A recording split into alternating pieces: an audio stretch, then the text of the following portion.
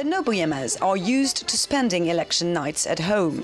Here, unlike in many Japanese households, the family likes to debate about politics, but this time there's no debate. They've all voted for the opposition party and are watching initial returns on national broadcaster NHK. This change in Japanese politics makes me happy. It gives hope to the little people like me. Even though this is an upper-middle-class household, they're concerned about retirement income. A former housewife, Mrs. Nobuyama, has been persuaded by the Democrats' pledge to improve the situation of retirees.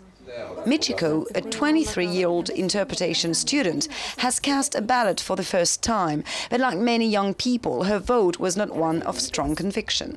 I might sound a little bit conservative, but they sound really optimistic about this change. But I don't think it will be such a big change after all. Change is actually what her father is hoping for. Mr. Nobuyama has been voting for the Liberal Democrats all his life by family tradition. This time he decided to turn his back on the ruling party. Last year, we came to realize that for the last 5 or 6 years, the LDP had fallen increasingly out of touch. In fact, they've stayed in power for a long time, and it's just like water. At some point, it becomes stagnant. So now we need new blood, clean water, and pure air. In the United States, they have achieved this change, and I hope it will be the case in Japan.